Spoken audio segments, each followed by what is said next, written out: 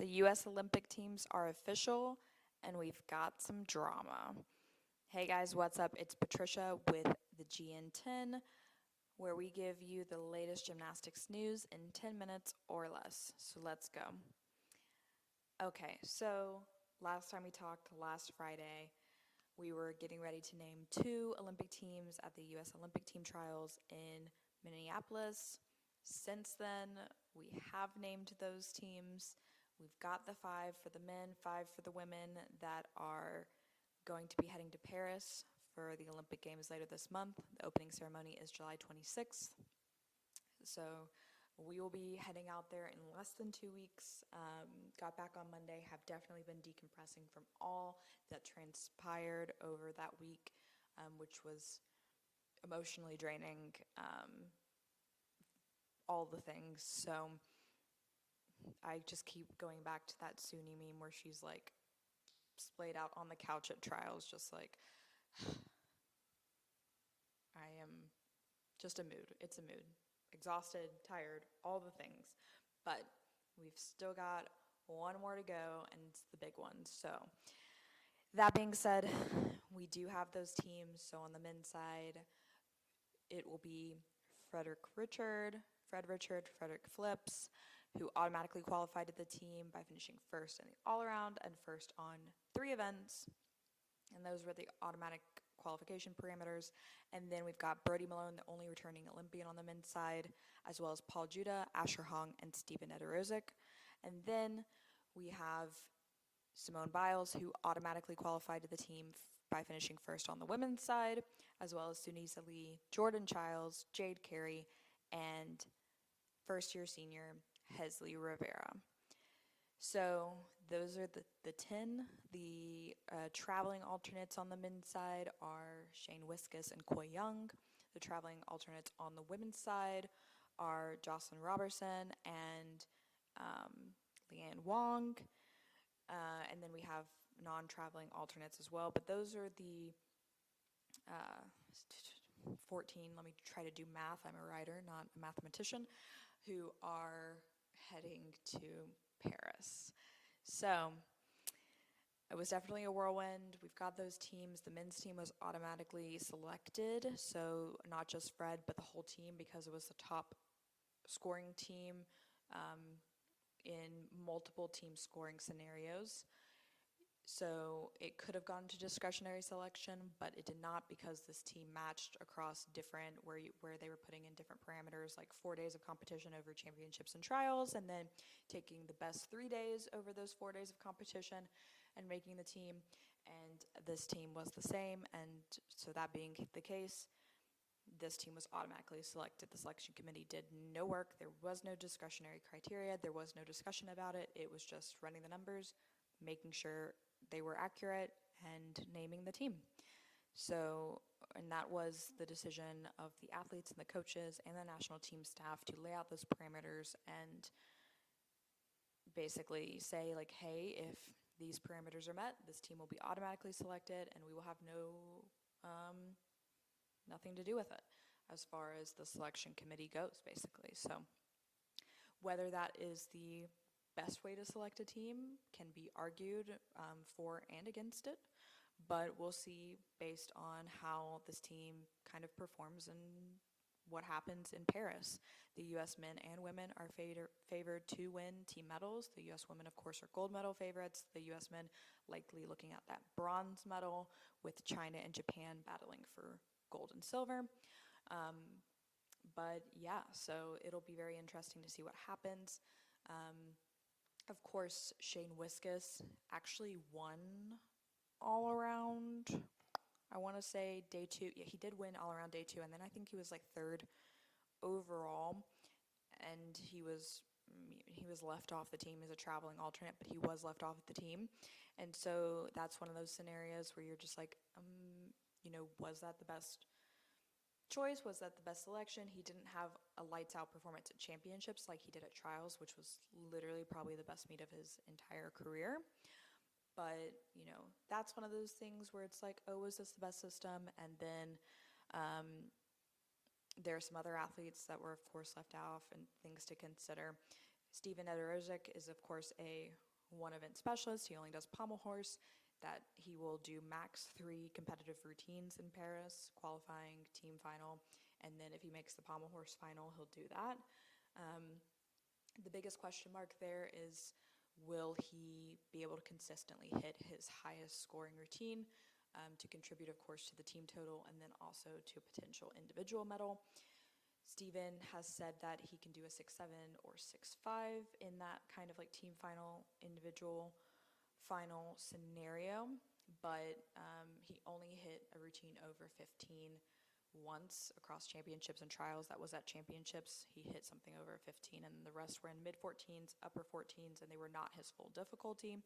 So it will be interesting to see how that transpires in Paris. Steven did tell us after the team was named that he was kind of coming down from a peak at trials, and he was really just trying to do the right routine to obviously give himself the best chance. They knew the numbers, so he knew what he was kind of looking for, but also not, basically go balls to the wall and throw himself out of contention when he knew that he was not peaking at that moment.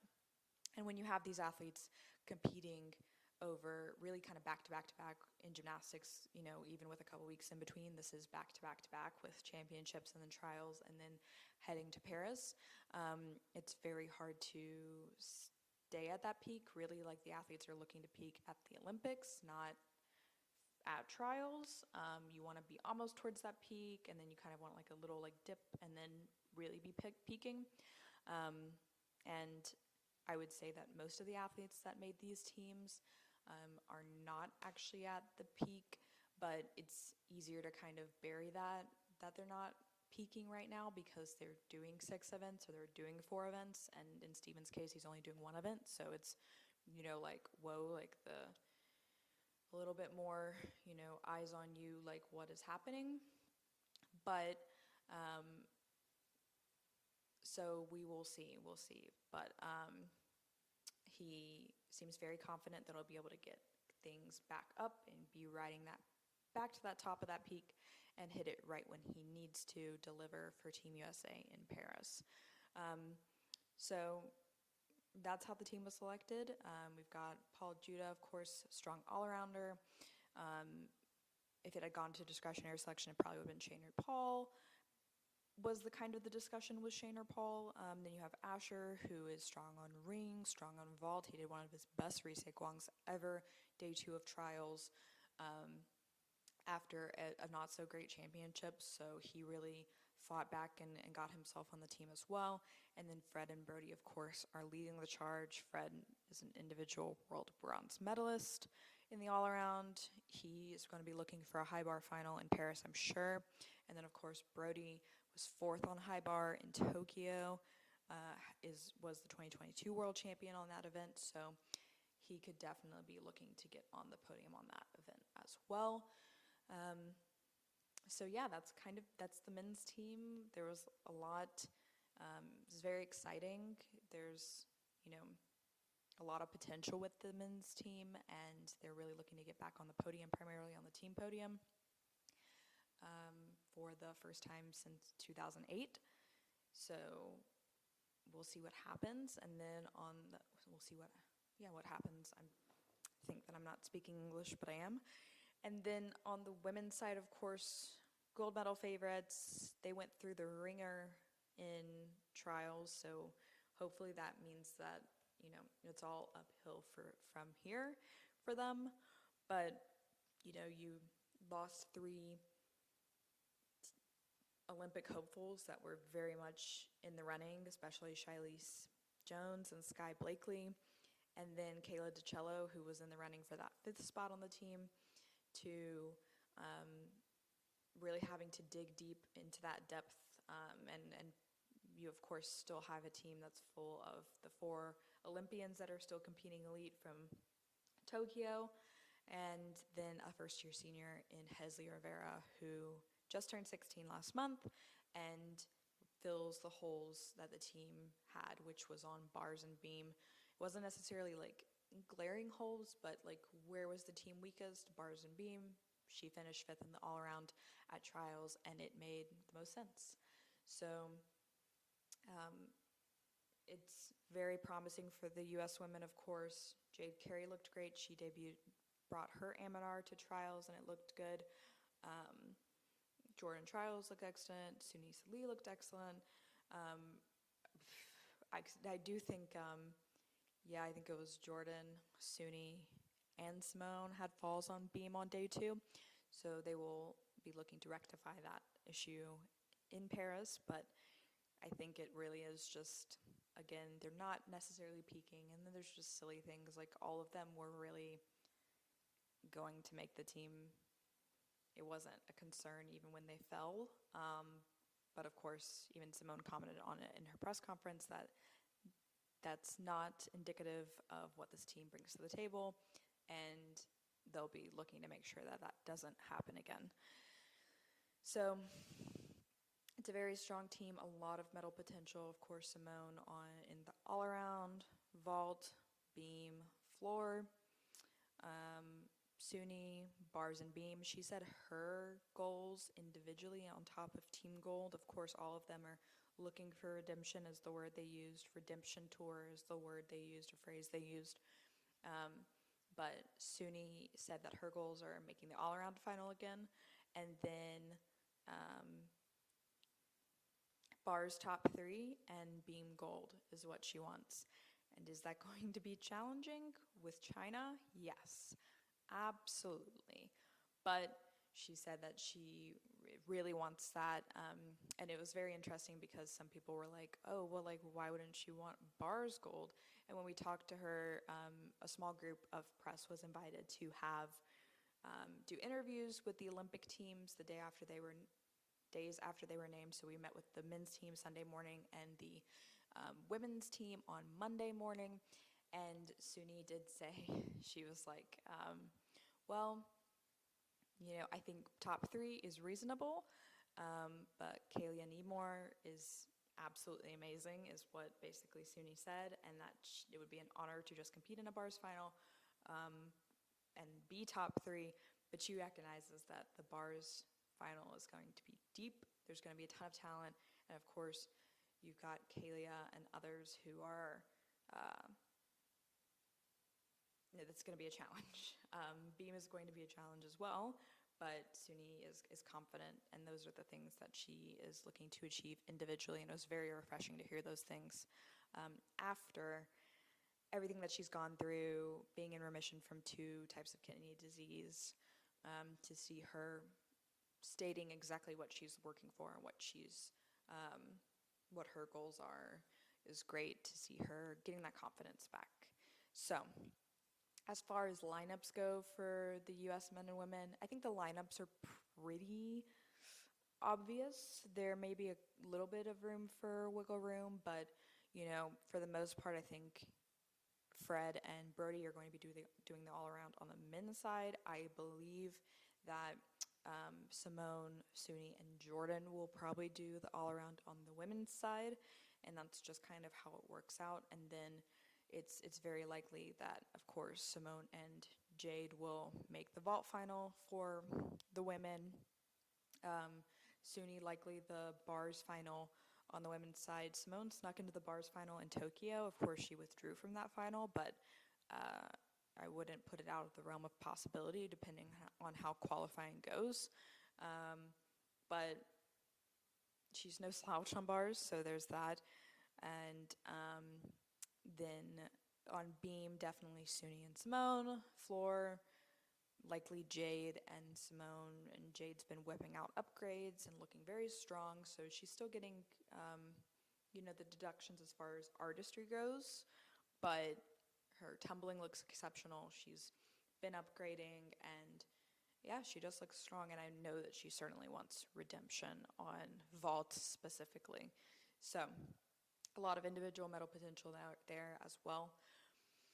But that's kind of the synopsis of the teams, and then of course I'd be remiss to not mention the drama that has unfolded really on the women's side, and it's not necessarily the drama of anybody except for one person, and that is Michaela Skinner.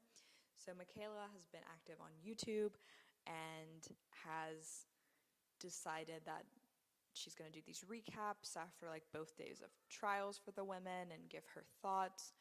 And people took notice that her thoughts after day 2 of trials were not necessarily the most positive thing. It was definitely veering on the side of not veering on the side of not nice. Some of the things were not nice. She was saying that, you know, besides Simone, there wasn't much depth, and that the work ethic wasn't there with the field nowadays versus past times. And she was referencing Marta Caroli and past basically abusive regimes that used to lead the U.S. coaching, and saying other things about people's bodies and just various, like, and a lot of it is like, of course, sound bites that are kind of going over the internet, but the message is there, the synopsis is there. I mean, and of course it's not really rooted in facts. The fact of the matter is that the U.S. women lost 3 athletes that were expected to make the team for Paris, and still fielded a team with 4 Olympians and a promising 16-year-old, and could have still fielded the team with, you've got Jocelyn, and you've got Leanne, and you've got Kalia, and you've got Tiana, all these athletes who are exceptionally talented, and could have easily filled in if more things happened. But the depth this U.S. women's field specifically is deeper than it has been in a long time, if ever. It's an embarrassment of riches as far as depth goes for the U.S. compared to other countries especially. And then, of course, work ethic is not even a question. Suni coming back from finding out that she had these kidney diseases a year ago to being in contention for Olympic medals, a favorite for Olympic medals, and one of the best gymnasts in the world still, to come back not just on bars and beam, but in the all-around. Jordan and Jade, of course, competing in NCAA and coming back. They had different paths. Jade competing in NCAA all season and coming back, and then Jordan, of course, deferring a year and going back to World Champion Center. But to leave Tokyo and then go compete in NCAA all these years, they didn't take years off. And then, of course, Simone went through so much mental taxation, and has been working through trauma to get back to this point and to look as good as she's ever been, if not better. And then, of course, Hesley Rivera was really on pace. Valerie Lucan was looking at 2028 with Hesley Rivera, it seems. And, you know, the powers that be, she ended up in this position along with her hard work to be ready for this moment, to rise to the occasion. And that's not even talking about Leanne and Jocelyn and all these other athletes. So work ethic, depth, all of it doesn't necessarily register. It's just not factual. So it's unfortunate that Michaela Skinner came out and said these things, and has since been admittedly roasted by the internet, and her former fellow teammates. Simone tweeted on Threads, presumably in response to Skinner. It did not say in response to Skinner, but all it said was, not everybody needs a mic and a platform. And I believe all of these athletes have since unfollowed Skinner on Instagram and social media, and this is just very unfortunate when these things happen. I think she tried to apologize and come out with some kind of not retraction, but kind of she said that people kind of misunderstanding, but it's just very hard to resonate with her on what she was trying to get at. It seemed like it was just, who knows, maybe just wishing that she was able to go for another games, and communicating that in not communicating her wishes and projecting those things in ways that are not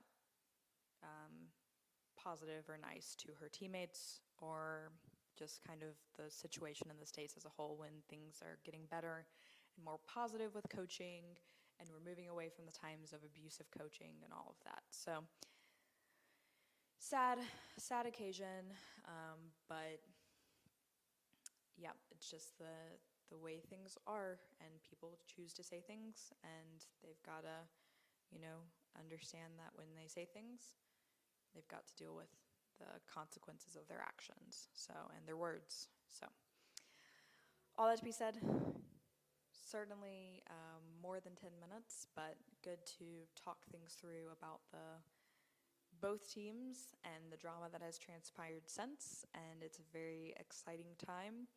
We will be back next Friday with another episode, really getting ready for before we head to Paris, things that are happening, probably talk about all the teams that have been named, because all of the teams should be, I believe, finalized by next week. France is announcing their team, their women's team on Sunday at 9 a.m. I think that's French local time, so when I'm asleep. But next Friday, we'll talk about all these teams that have been named. We've been tracking them on the website, so if you want to go see those, we're tracking all of the athletes, individual teams, etc., and we'll kind of give a little look at that. And then the next week, we will be coming at you from Paris. So it's coming fast, it's coming quick, and we can't wait to take you along for the ride with us. So thanks for listening, and I'll talk to you next week.